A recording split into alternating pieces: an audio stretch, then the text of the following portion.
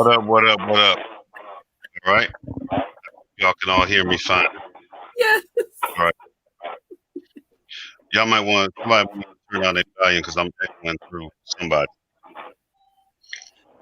All right. Unless let me make sure my Facebook Live ain't running. All right. All right. So here's what it is, cuz I don't know why I'm echoing. I'm echoing on somebody's stuff. Hope it ain't my own.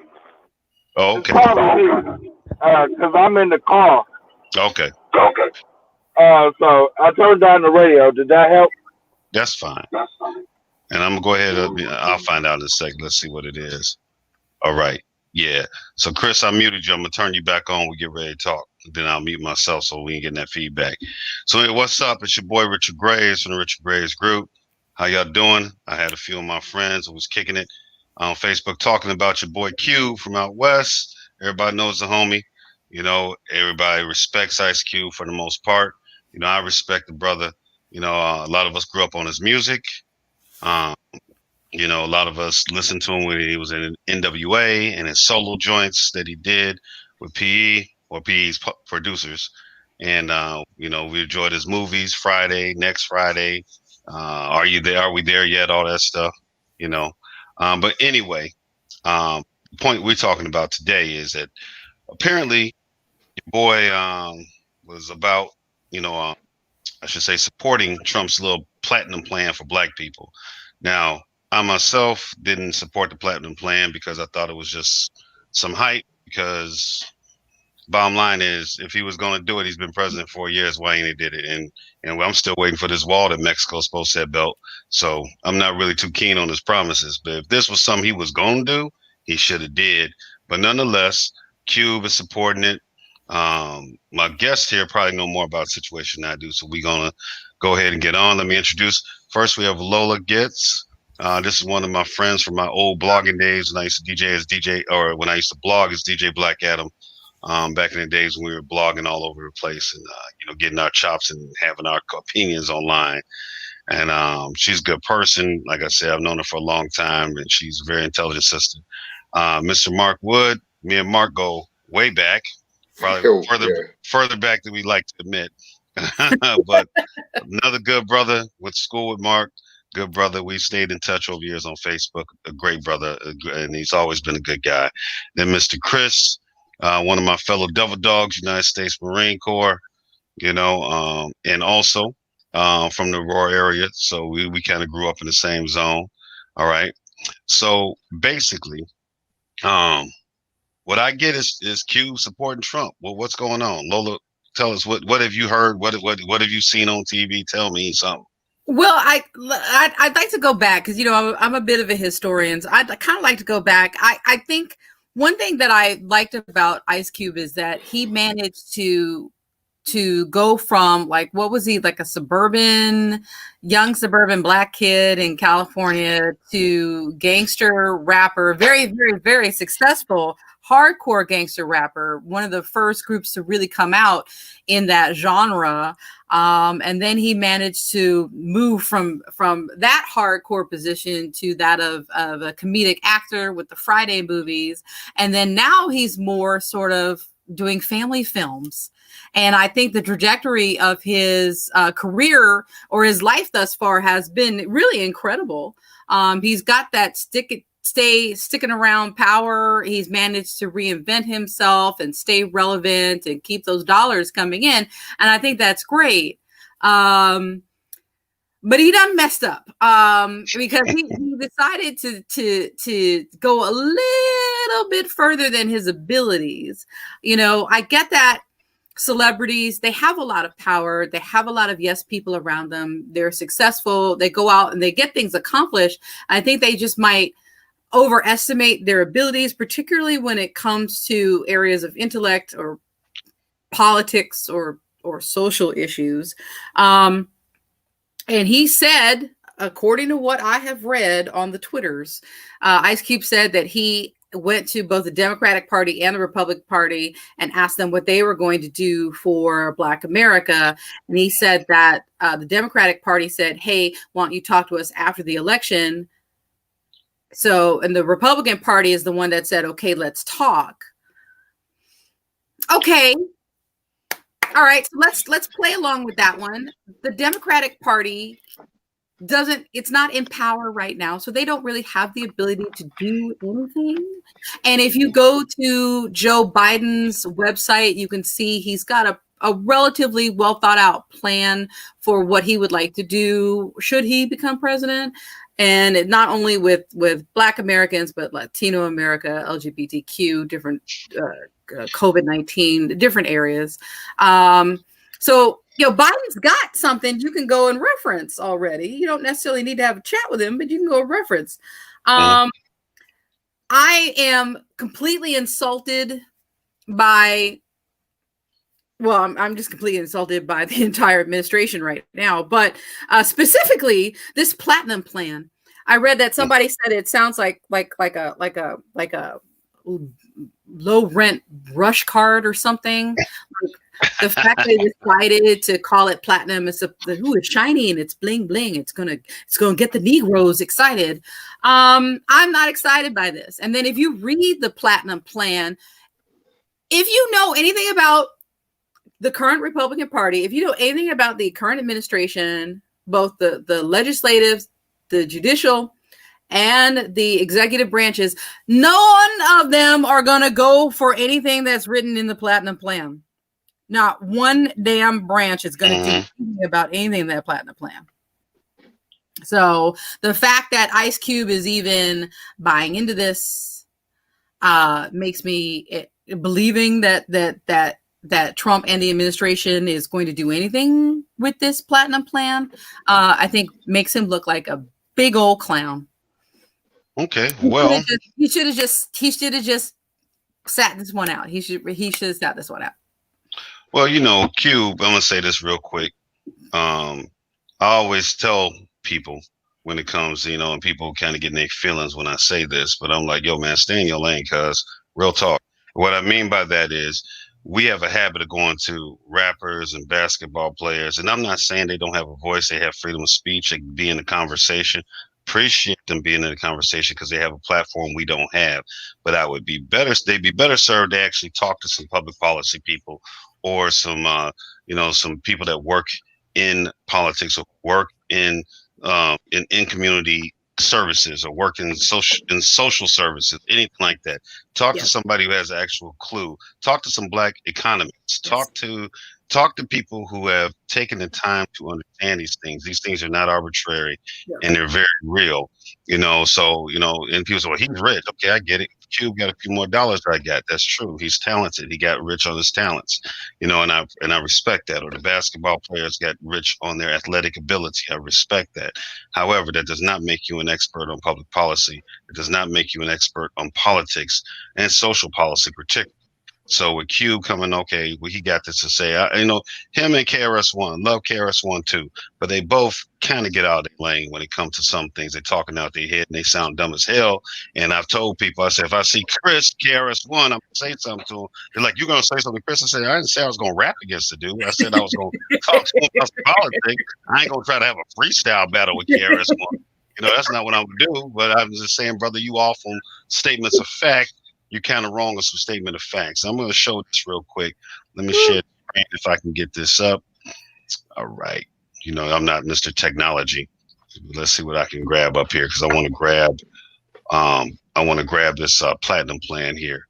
But I do want to say that, there are people out there who make politics, that make social policy, that make social issues their life's work. This is what they studied, right? What they've been doing for years.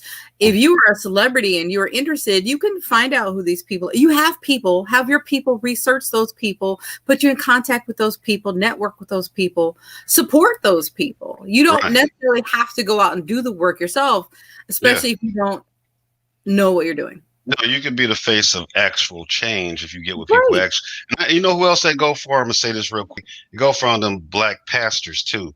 Don't get me wrong. I respect your master of divinity or your master of theology. You might want to keep it in that lane.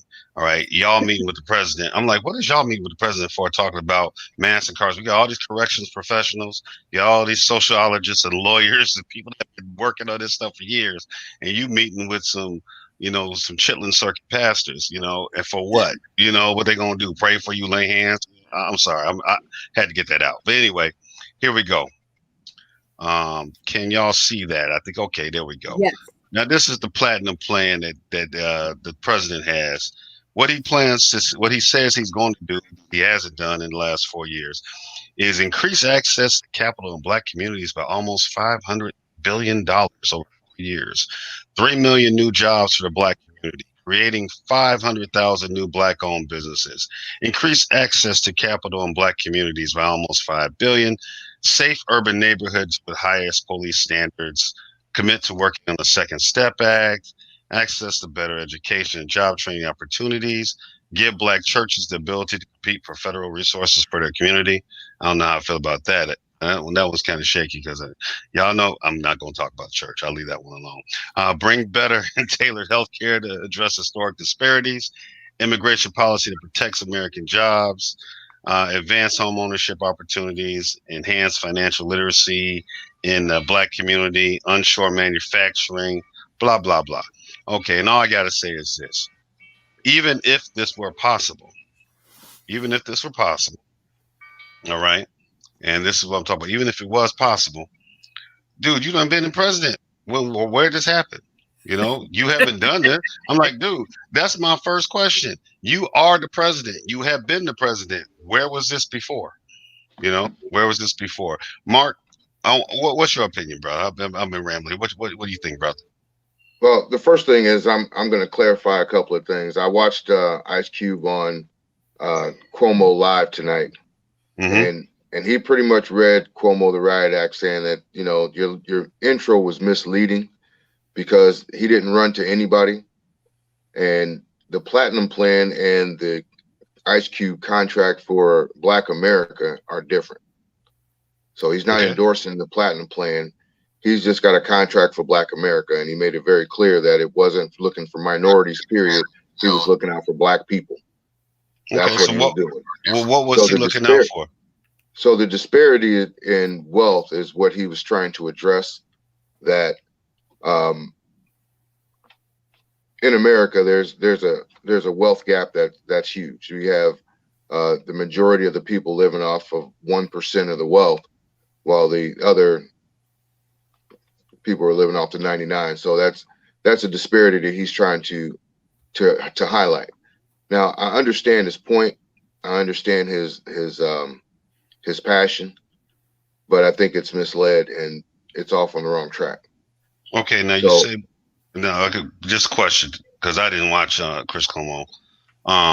So I think we all acknowledge there's a wealth gap. However, what exactly is his relationship with the Trump campaign regarding this? That's what I want to know. So the relationship with the Trump campaign is exactly what was explained earlier in your broadcast. He put the plan out and contacted both parties. One said after the election we'll talk. One said let's talk right now. And he said it didn't matter to him who he was going to talk to. He just wanted to talk to somebody in power. And right now, Trump's the president. That's the one in power. But once again, going back to the history of Ice Cube, I love everything he does as far as his music and his movies, but you don't speak for me. I feel you, homie. So, if you want to go back to the NWA, I'll buy the next album if you put it out, but don't speak for me. So here's the bottom line. Donald Trump has blamed everything bad on America the last 4 years on everybody else while you're the president. So his line is, we'll make America great again. Well, that's just saying that you're going to fix everything you destroyed over the last 4 years. So if this is a big problem, you should have fixed it while you're in there. Don't ask for another term. Now, me, I'm not a Trump supporter at all. I'm not a Biden supporter for that matter. My vote will get cast not in support of one, but in indictment of another. So that's where we live right now. We don't have anybody that represents us in a way that we can feel comfortable that they have our best interests at heart. So even with Ice Cube and his wealth and his idea that he can bridge that wealth gap, you still don't speak for me. Not until you read me in on the details and let me know what you want to talk about. But just throwing a blanket statement out there that I want the wealth gap to be closed. We've been saying that since that wealth gap opened. So until you come with some facts, a plan, and you get a coalition of normal everyday people that live this, Ice Cube is a good dude, but he doesn't live my life. So that's just the fact. He hasn't lived my life in a long time. And, a little bit of money gets you a long way. And that's kind of where it's at. So until you talk to somebody in my shoes, you can't tell me how you're going to make my life better if you don't know what my problems are. I feel you. I'm going to let Chris, because Chris said he had something to say. I'm going to go ahead and put Chris on real quick. Chris, be patient with me and my lack of technological understanding. You there, brother? Yeah, I got you. Okay, this is what I want to say. One, Ice Cube never endorsed Trump in any capacity. He put out a platform, and I think it's misguided for anyone to believe that he actually thought that this platform would be truly adopted. In the same way that Bernie Sanders, when he ran in 2016, he didn't actually believe that the Medicare for all and all that would become as popular as it was. He just wanted to get the information out there and let people judge for themselves. I think that was more of what Ice Cube was doing.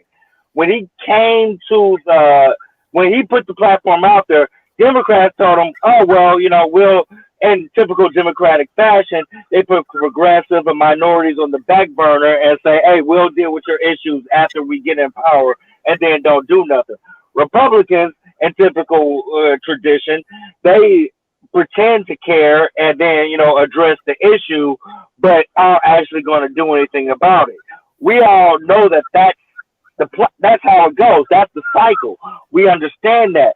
But if you can get it into the mainstream and get the conversation going, like now, 70% of all Democrats are for Medicare for all. If you can get that platform out there and get the conversation going, then perhaps next presidential cycle, somebody's actually, uses this as a means to get elected. Now, I know I make more than the average black man. So, in my aspect, I'm not in the same position as a lot of black people are. So I can't say I don't make nowhere close to what Cube is making. I know he makes, 1,000 times more than me. But on the same token, we are both in a comfortable position. Whereas we both know a gang of black people that are in that same comfortable position, that are necessarily needing this to be brought to the forefront rather than constantly being backburned. And that's why I'm not mad at him for putting the platform on the table. Trump bought the platform. Now, granted, we all know Trump's not going to do anything with it. He's just going to try and use it to get reelected. And the latest statistics I saw said 17% of black males are going to vote for Trump. That's their fault. I'm not, it is what it is. But the conversation is now started. The next person, because Biden is trash, but he's better than Trump.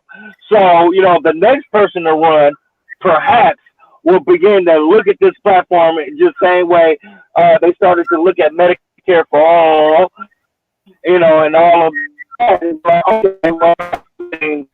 Include in what we're trying. And I think that's what Q was actually trying to do more so than partner up with Trump, because he hasn't endorsed him. He hasn't come out and said, Magna, none of that. He just put out a platform. And Trump was the first one to respond to it. And Democrats said, we'll get to it after we're in power. Okay, I hear what you're saying, brother. So in access, and like I said, I did this so I can get informed about this. So real talk, he's not endorsing Trump. Trump just went ahead and jumped on the bandwagon what Cube was putting forward. Real quick, though, I have to look up and see what the man is talking about so I can talk intelligently about it. All right, so let me bring this up. You got the contract with Black America. Let's take a look at what Cube is talking about. Can you all see that? I'm looking at it. All right. So Blah blah blah. Citizens, lawmakers were joining to demand a contract with Black America be addressed immediately to finally create the more perfect union all Americans deserve. As such, it's time to complete for a complete paradigm shift in how we run our institutions and operate our country. The problems facing America are too deep and too wide to simply reform one area or another. You know, long-lasting solutions demand a comprehensive, thorough rethink of America so that each new approach in each area supports the success of the others. The contract of Black America will provide conceptual approaches in several areas. All right, so it looks like he did have a couple of people. I'm not familiar with Derek Hamilton, but it looks like he's one of the people that helped put this together. All right, so looks like there's points here: representation, adopt a plan of neo-reconstruction to redress past wrongs, blah blah blah. Yeah, that's not happening. I know. I hope to God they ain't talking about reparations. Let's see. Additional Black opportunity, affirmative action in schools, public and private, per student funding and state on equal basis, paid by local property taxes. Black representation in all government civil rights bodies. Civil rights classes mandatory in elementary school. Gerrymandering reform, additional polling places in Black and minority neighborhoods. Juneteenth to become a federal holiday. Okay. Bank lending will be regulated, require banks to lend a percentage of all loan and credit categories on an equal basis to Black population each bank serves.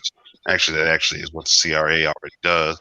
However, the minimum threshold must yearly meet the percentage equal to the nation. So we feel that we should get 13.4% of the loans since we're 13.4% of the population. Don't know if that makes economic sense, you know, that because there are other factors there, but I'll leave that alone. Um, you know, whatever. Prison reform. Let's look at this one. We're gonna skip that. All the other stuff. Let's see. Private run prisons will be abolished. I agree with that. Prison labor disallowed without consent. Depends on the situation. Nonviolent offenders incarcerated for 10 years or longer will be freed of good behavior. Got to define. Well, see, here's the thing. We already have. Let me quit. We already have good conduct credit for people if they're acting right. Prison labor disallowed without consent. Prisoners work in prison to. I can understand now outsourcing the labor to major manufacturing corporations and whatnot. But as far as them working in the institution they live in, you know, keeping it clean and repaired, I think that's more than fair, considering how much we spend per inmate, which is around what $35,000 a year. All right, all prisoners for marijuana possession freed. Okay. First offense for legal drug use or possession require government payment for entry into approved drug rehab program rather than imprisonment. We already do that. Again, that's playing into a false narrative. Most jurisdictions and even the feds have, you know, if you got possession and it's not with intent to deliver, you get in a drug program. In fact, y'all would be surprised how many things a person got to do in order to end up getting locked up. I was shocked the first time I read a rap sheet of somebody. I'm looking at all things they got away with, didn't go to jail. When I get to the last thing, I'm like, why did it take them so long for this brother to go to jail? You got perception, you got reality. So judicial reform, I think we can all agree with that, there needs to be some reform in the judicial system. Police reform, we all agree with that. Let's see. Mandatory use of dashboarded body cams, that sounds realistic. Elimination of chokeholds, no knock warrants, blah blah blah. Resident requirement, yeah. So I think we can get with most of this. I can pick it apart, but I'll do that at a later date. I just wanted to get an idea of the differences between what Cube is talking about and what President Trump was talking about in his plan. So I do see some significant differences. So, real talk. Um, this is what it is. He presented out there. Trump took the bait. You know, Biden them didn't respond to it. Because let's be real, we're not talking about the Republican and Democratic parties here. We're talking about the Biden future administration and the Trump administration. We need to be clear about that. Because my thing is, okay, Trump took it, but Q should be smart enough to realize what dude on. He know game. You know, I know he might not have been from the hood, but you know what game is. Everybody know what game is. It's just like when you mack it to a female, you know, or I mean, you know what it is. Two guys going to say the same thing, or you might spit game to two girls, you know, trying to see which one going to fall for it, you know. But at the end of the day, you know, one might be playing you, you know. But I'm just saying, I understand why Cube is putting the Democratic Party on Front Street for not really doing what it could have done for African Americans since the Civil Rights Movement. All right. However, to me, it's more the same. Democrats haven't done this or that in Chicago or Baltimore or New York. The cities have gotten worse. Crime has gotten higher. Job opportunities left these communities, et cetera, et cetera. But we can keep complaining about that. And I'm glad that Q brought something to the table. But who believes that if Trump won, he would do any of that? Who believes that amongst it? Anybody? Raise a hand. Anybody believe Oh, nobody believes that. that? I don't believe that Yeah, Donald nobody Trump believes or that. Joe Biden is going to do anything with I it. mean, I There's no politician that's going to do anything with this. The opportunity has been there for a long time, and we have sent our own to Congress, the Senate, and the White House, and it hasn't gotten much better for any of us. So this contract is a good thing to put out there for people to see. There's some strife, or there's some policy issues, but in the bottom line of this thing will go by the wayside the same way that I hate to say it, every time we get killed in the street, 6 months of it and it's gone, 3 months of it and it's gone. It gets to a point where you can't remember who was killed in the street by a cop, August 18th, 2019. I was Right? scrolling through because he's got 13 plus points on this contract with Black America, and and you are correct, Mark. Neither party is going to sign it. Neither party is going to work on all portions of this. I would like to think that if Biden were to win the White House and the legislative branch kind of shifted over more to Democrats than Republicans, that we might be able to do some things or get some things accomplished. I think there are some things already in the works. Just as Richard was talking about, some things that were already going on when it came to banking. I think also with prison reform and also with police reform, we might be seeing a little bit already in the works there. I would like to think that those things would be enhanced a little bit more. But I mean, there's one thing, there's point 11 is Confederate monuments and institutions. Yeah, I saw that. Elimination of all Confederate statues. The Republican Party is not going to do that. And the Democratic Party, they might, but it would take a long, long time. And Trump, let's be real. Yeah. Trump ain't gonna get rid of Trump's been supporting the damn neo-Confederates and the General Lee statues. That's his base. He's catering. Yeah. Trump has been catering to white nationalists, neo-Confederates. He's been catering to them in language and phraseology. Yeah. And his dad was in the Klan, so I mean, it only makes sense. He's one of them. So it's like, come on, man, you got this out here. He's not going to do that. And I'm looking at this thing. Some of the stuff is emotional. Emotional feel good stuff. Removal Confederate monuments and institutions. Okay, that's great, but it's emotional, and it's just not a practical reality. I mean, honestly, most of that is going to be done on a local level anyway. I mean, that generally is what your city legislatures. But I want to touch on something that Mark said. Mark, I hear what you're saying. We've been sending people to Congress ever since the end of the Civil Rights Movement. Actually, we've been sending people to Congress since the end of the Civil War. However, in our modern era, we've had a lot of African Americans involved with the Democratic Party on all levels of government. All right, it's true. I think the mistake that we've made as a community in our communities, because I mean, we're not all in the same community. Some of us in New York, Chicago, we're all over the place. But in our respective communities, I think the thing that we have not done is hold that political power accountable. Take Chicago, for example. When I look at it, they put black folk in aldermen every 2 or 3 years, however often they vote, and they put them in by name recognition. How many times we gonna see a Stroger? How many times, what's that one dude, Emil Jones and his family? Not to be disrespectful to Brother Jesse Jackson Jr., because he's a friend of mine on Facebook, but anybody with last name Jackson. So we keep putting these people in based on name recognition or who their daddy is or who their cousin is, and for what? And we don't demand anything from them. You cannot put people in office and not demand demand a result. And if they So don't make that result, you got to put them out. And if you don't do that, if they feel comfortable that you're going to vote for them anyway, all right, why would they do anything different except bow down to the people who put money in? So we have to understand that the power we have as voters. We don't have billions of dollars like a multi-million-dollar corporation to, I'm gonna slip you like ComEd did with Mike Madigan. We can't do that. But what we can do is simply say, okay, you still need us to get back in. If we don't get this, that, and other thing, we're gonna see you when we see you. All right. And if we did that, we I get the think, result.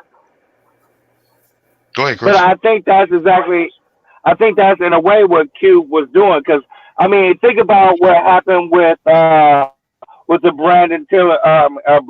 Brenda Taylor situation. It was Republicans that actually pushed a bill to end the no-knock warrants, to end the whole the end the drug war. It was libertarians and Republicans that pushed that. The end the police bill of rights, all of that. If we don't have people on the other side, if we don't at least talk to them and try and get them, on board, there'll be no reason for Democrats to do it if Republicans ain't claiming they gonna do it. But you get a couple of Republicans saying, okay, well that makes sense. Even if they don't really intend on doing it, if they come out publicly and say, well, that makes sense, then that puts Democrats in a position to where, okay, well now we got to do something in order to keep, William Rand Paul and Tom Massey, out there change legislation. And I know that politically wasn't going to happen. It is an atmosphere shows that if can be given, something can happen. Maybe not today, but between that and the situation like with Bernie Sanders with Medicare for all on the field and years, perhaps these situations can actually happen. It's just today with Trump, but Trump not going to do nothing. But Trump is also still for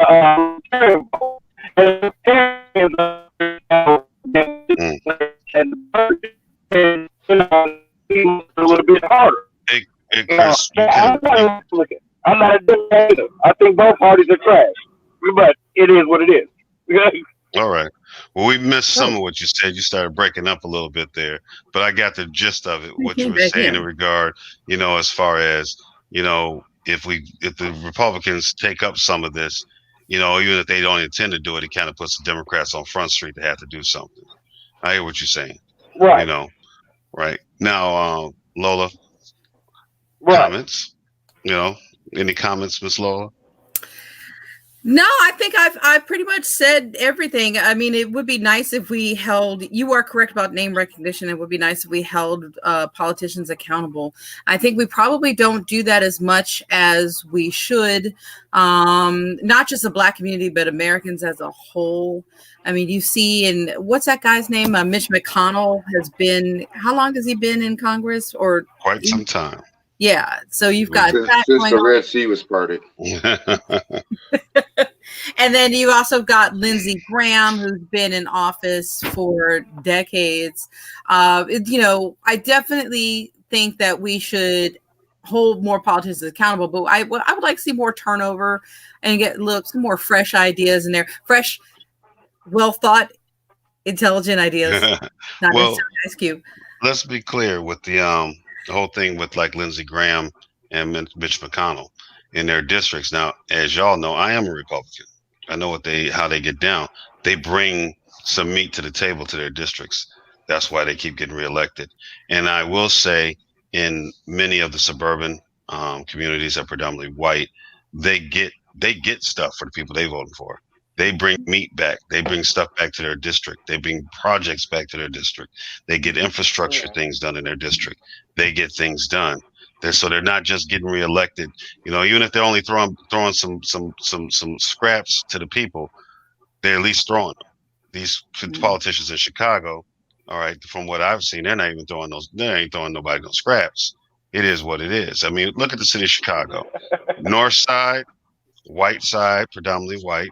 All right, they get, as the kids say, they got everything. All right, you drive out south, you start passing out west, and there's nothing. Not the business development, not the Starbucks on every corner. And of course there's the crime. I got to worry about BDs and foes shooting at me if I go over there. You know, because I understand we all about police reform, but real talk, when I'm over on 95th or 87th and Dan Ryan about to hit the Heralds, I'm not worried about CPD, honestly. You know what I'm saying? I'm kind of looking for other people to make sure they ain't trying to move on the brother. But that being said, though, um, as a community, I know Americans in general don't do it, but we as a community out, those saying, if America sneezes, black people get a cold. If white people get a cold, black people get pneumonia. Our stuff, even though we're disproportionately affected by a lot of things, and we know that's statistically true. So that being said, we got to start demanding of our own. And these are often politicians who share our skin tone. I don't care what party they're in. They share our skin tone. They're supposed to be our people, but they're not bringing no meat to the table. And we need to put that demand on them. All right. So like with Biden gets in, hopefully he does. If Biden gets in, we need to press the Black Congressional Caucus. We need to press the congresspeople in our district. Say, hey, this is what we want to see. What we want to see in these communities. Because I take exception to a lot of things on the contract with Black America. Now I understand some things disproportionately affect us, like incarceration rates or the judicial system and things like that. But I do find it insulting that we look at these things as Black issues. Right. When Right. then that it's like we're buying into the narrative that the criminality thing is something we own, and I don't like that. It seems like we accept people presenting it as a congruent thing, as opposed to looking at the fact, yes, prisons are disproportionately Black, but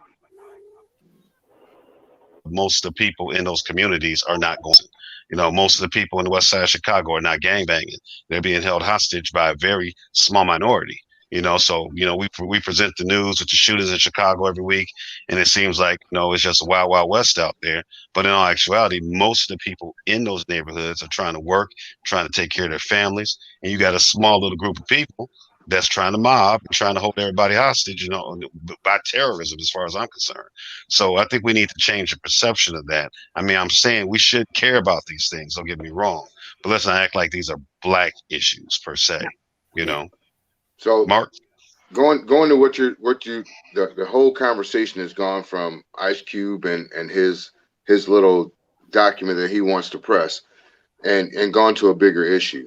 So the way that I see it, and look, this is a free forum, so correct me if I'm wrong, but several months back I put together a PowerPoint on what I understood to be the problems of the United States right now. And one of those problems is our government system, our three branches, they're in there for life to get rich. So they get to a point where they forget what they're in there for. They are there to make our lives better. They're there to support us. We send them there to represent us. Absolutely. And along the way, they have forgotten that they represent us and they are above the law at some point. So here's some points that I wanted to bring up if I was ever in an opportunity to speak on a live forum, a bigger forum. Is, brother. One, they have to be held to a higher standard of morality than normal people. So I'm going to assume, not knowing everybody here, that everybody has a job, right? So if you went to your job and decided, I just don't want to go today, you do that a couple of times, you'll be looking for another job, right? Two, if you're going in there and you're stealing stuff out of there, you're going to have to go. So why are they not being held to a standard that's the same as the general public? So what happens is they know that they cannot be fired from their job except in an election that is years away. So every scandal, you won't hear anything about any scandals from any of these people until election year. But they're doing dirt all the time. If you cannot hold up to the standard of just the general public, then you got to go. Now, what we need to do is not make those jobs so attractive. It's work. Make it be work. So in Illinois, so I moved to North Carolina, so the economics is different. I haven't researched it as much. But in Illinois, say that you're you're going to represent Illinois as a state senator or a congressman at the national level. Your salary is going to be the average of that state, period. You cannot make any more, any less. If you come out of there making more than, let's say, $80,000 is the average for the state. If you come out making more than $80,000, then we know you did something that's criminal, and we're gonna penalize you for it. Real quick, but you're only going to be in there for a couple of years. Real quick, senators and House representatives' salary is $174,000 a year. Oh, I know what they are. I didn't know that. Be making I didn't know that. They should make the average of what the state is making. Absolutely, and they get free health care, by the way. Say it again. And they get free health care, by the way. Oh, for life. Yeah. And I'll touch on that one too. But basically, they should make what the average of the state is, so that when they're making tax breaks to make their tax bracket easier, if you make the same as I do, or in that same tax bracket, that will filter down and will help me too, because they will pass all these tax breaks to help their situation. Not many people are in their tax bracket. So what they're doing is, if their taxes are here, they're going to keep more of their money, but they're going to take more from down here. That's how the game goes. If you make the average, all they can make is the average of their state. They will make those laws for people at that same average. Now, can I interject real quick, brother? Absolutely. On that, one, I do believe that, I know you said that somewhere along the way they might have forgotten. I don't think they ever were on that in the first place. I think they, from what I've gathered, I've seen very few politicians. You got a few out there that are actually visionary to do something and help. But for the most part, what we have is people who have career ambitions. And I mean, the politics is going to attract a certain type of psychological type anyway. But that their money is coming from other sources, really. You know, it's not so much, it's sort of like Jordan in the game. It wasn't so much what the Bulls paid him, it was all them endorsements. So when these congressmen and senators get in place, it's the money coming from outside donors. It's the money coming from, political action committees and groups. It's the shady part of the game. What I would say has to stop. Right. Now, what I would say to your point, I agree that what would make it more attractive if it was something, what it was meant to be, particularly the House of Representatives. The Senate, all right, little quick history. The House and the Senate, as you know, are based on the Roman model and also based on the British Parliament. That's what our founders based it on. Obviously, the House of Representatives would coincide with the House of the Commons, which was the common people. The Senate would coincide with the House of Lords, which were the aristocrats. Now, I know a lot of people are going to get unhappy with me saying this, but yeah, you do need a House of the common people, and you do need a House of aristocrats, because the common people can be moved by mob mentality, and that ain't always the right thing. You do need well-educated, refined people. Our Senate should be reflective of, in my opinion, what we would consider aristocrats, very educated, not rich, not the wealth issue, but very educated, very refined, very well-rounded, and well-versed in the world people. I think the last senator we had that actually was the type of senator we would need would be Senator Franken when he was in there, because he's an artist, he's a comedian, and they see the world in a different way. So that's where you get that push and pull between the House of Representatives, who represents the common people, and the House of the Senate, that should represent the more of the artistic, aristocratic mindset. You know, that's somewhere where somebody like Ice Cube would be well, because they look at the world in a different way, because they're artists, or because they're they're intellectuals, or whatever that may be. And then that balance is how you get good policy, because they gotta pass it all together. And eventually they can come up one thing here, one thing there, but they have to come together to have a consensus to present to the president. So I agree with you. We do now. The House of Representatives, that should be anybody here on the show. All right, we as a community should pick the guy who owns the restaurant, the guy who's the teacher, the librarian, the guy who owns the heat and air conditioning company, and say, hey man, for 2 years, can you go and represent us? We'll give you a stipend. You can keep running your business. You have your people run your business, but we need you to work on behalf of the people. Someone we trust. That is what a representative is supposed to be. That's who we're supposed to be sending to be our voice. But what we're getting instead is these career politicians who just want a spot. Have you noticed they run for everything? Dog catcher, school council. They want to be on something. Everything So that's going to pay a salary and get their right. pockets lined. But sorry to interrupt you. Go ahead and continue with your other points. So let's touch on the healthcare. I really don't care what kind of healthcare they want to do, but they need to have exactly the same healthcare that everybody else on the planet has. Mm-hmm. Right? So if it's going to be free for you for the rest of your life, then it's going to be free for everybody. Now, if you want us to put in our money and have some sort of healthcare plan, it's the same one that you are going to have to subscribe to. Mm-hmm. You're not any different than me. So if we're going to pay for your healthcare, then everybody gets that same healthcare. Right? Your retirement fund is the same thing. If I have to pay into a 401k, so do you. Mm-hmm. And I get the same tips and tricks. You have to level the playing field. And it's not going to ever get better until people decide that, you know what, the term limits are a real thing.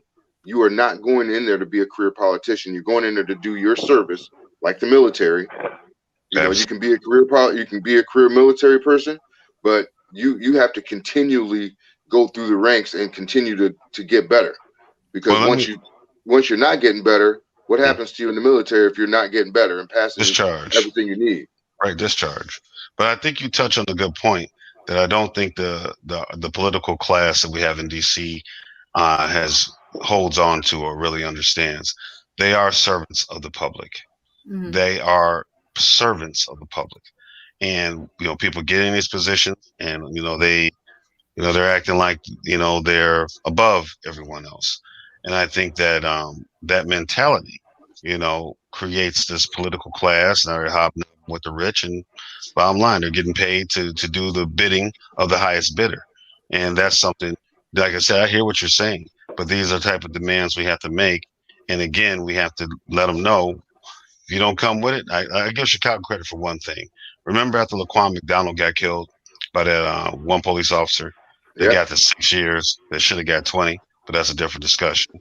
Yeah, in any case, all right, when he got killed, all right, when that story came out and we saw that video of this cop, I wish I could, I wish I never told anybody I was a minister, because I would say this a whole different way. But let me put it this way. When he shot the kid, everybody who saw it knew it was wrong. All right. This kid is at least 20 feet away from you with a pocket knife, and you just jump out the car and don't look. Bogus, period. There ain't no justifying it. 0.6 seconds and 16 shots. So you got people trying to justify it, of course, people saying that, he was dangerous, whatever. It ain't anybody trying to justify that, in my opinion, is a racist, and I don't want to really have a conversation with you.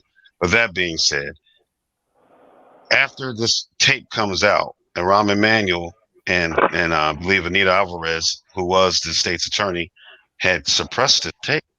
All right. It came out after he got elected, whatever. But when it came out, people in Chicago, I give them credit. When her election came, they made her pay for that. That's how Kim Foxx became the state's attorney. Hey, like her or love her, or like her or not. But they show what I'm talking about. They went and said, this chick got to go because of what you did with that man. They went out and voted, they put her out. And that was the type of action we need to see consistent. We just can't do one-offs and think that this is going to work. We have to be consistent in that, because we as citizens are part of this process. It's not just we send them to do our bidding. We have to understand that we have to play our part. And that means that we may not get to watch every episode of Love of Hip Hop. We might miss and have to go, look on the DVD or the DVR to see the episodes of Power we missed while we were actively involved in pushing an agenda.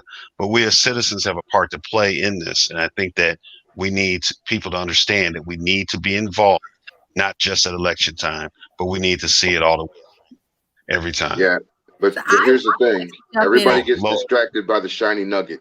Yeah. Now, Lola, you were saying? Go ahead, Lola.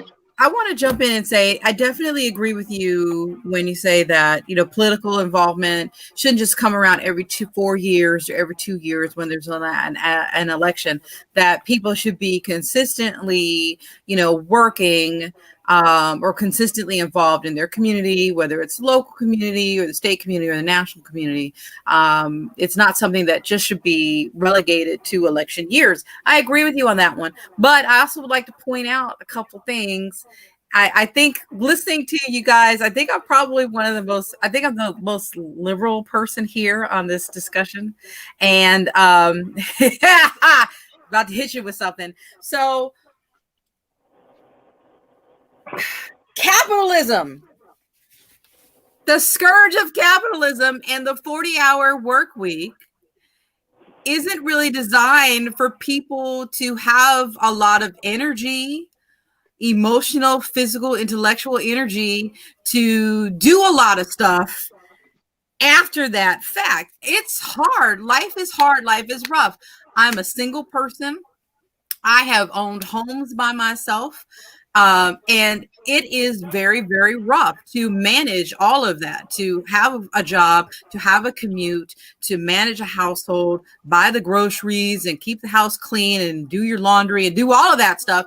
And then actually I'm supposed to now find time to socialize and or be politically active as well.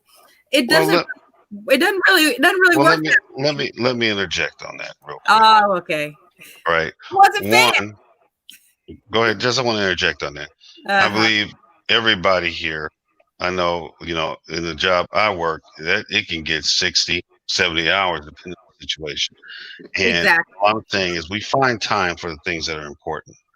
All right. And if we can find time to sit there and vegetate on Atlanta Housewives and be faithful to follow the storyline to know exactly what Nene on this week, then we should at least be able to follow what is happening within our local community politically. It's all in what you want to do. It doesn't require you to sit there. I'm a public policy PhD, all right, candidate. I'm not done yet. I got a dissertation to do. That being said, everybody ain't got to be a political scientist. Everybody ain't got to be a lawyer. Everybody we have those people amongst us in our group that we may know or may not know to reach out to, especially with access to social media. I'm not saying everybody's going to be out there picketing. Everybody's going to be able, but everybody can write an email to their senator and say, hey, man, we're not feeling this. Everybody can pick up the phone, in the commercial break of, the Love and Hip Hop. When Stevie J done did what he did, they can call, okay, hold on, let me put that on pause, and call and say, I don't like what I'm seeing. And if you continue to do this, I'm gonna vote you out of office. Click. That's what I'm talking about. That's the type of active, whatever little bit you can do. Like I said, skip at least one episode. That's all I'm saying. Just one. I think people do things, and I think people, perhaps they don't do them consistently, but I think people do more than just that. And to be quite honest, like for me, and I'm gonna let Chris talk because I realize I'm talking over you. So I see you. Oh no, you're fine. You're fine. Like I'm disabled. I live in Baltimore. I don't understand. I've only been here about a year. I don't really understand the politics here, so I haven't gotten really involved. I do follow a lot of politicians, and I try to read as much as I can. I'm disabled, so I'm not really in an arrestable state, so I haven't done any protesting or anything, but I do read as much as I can, and I do donate to different causes in that way. And that's what I do. Chris, what were you going to say? I was going to say there's a historical precedence between the shutdown of what I guess could be considered commerce or normal society. Like the last time we had a pandemic, we ended up with the Bolshevik Revolution in Russia. When people have time and can't actually aren't subjected to the have to be at work or starve to death situation, people can focus more on what's actually going on. And this pandemic, where even though it's been managed horribly, we wouldn't have the movement that we have going on if it hadn't been for the pandemic. If people had to be at work for 40 hours a week, we wouldn't have seen the protests that we have. That being said, the whole idea that capitalism as it stands is functional, it's a flawed business model as it stands today. And if it continues to go, people like me, because even though I'm probably to the left of a lot of people, I'm not a communist. But people will end up communists if the situation doesn't change for the majority of people. And one of the allures that like the Black Panthers had, because they were socialist and communist, but they were talking equality. They were talking, black rights. And that's the same thing Q was speaking on. That mentality will take root and begin to, grow if the situation isn't properly addressed. And I would say within 20 years. Okay, let me interject on that. We obviously know the problem in our society is rent-seeking capitalism. The capitalism itself is not the problem. It is the rent-seeking that's the problem. This is major corporations seek legislation that benefits them, and that sucks money up to the top. That's the problem. People are being locked out the game on various levels because of rent-seeking, or what we call crony capitalism. It is a primary problem in our society. But here's the problem. I hear what you're saying, Chris. You're right. There are people talking socialistic. There are people talking, communistic ideas on the left. But here's where this goes south and why we don't have it. This is why it's never going to happen here, because there is the largest part of the working population, the largest part of labor in this country does not vote for the left part, does not vote for Democrats. The largest part of the labor in our country is white males, and they are white working class males vote Republican. Now, does it make any sense? No, it's all game. All right. And this is where the Democratic Party screwed up. It's the primary reason why I'm not a Democrat. The Democrats screwed up because they divorced themselves from the idea of representing working people, regardless of what color you are, regardless of what gender you are, regardless of what sexual orientation or sexual preference you are, all right, or sexual identity you profess.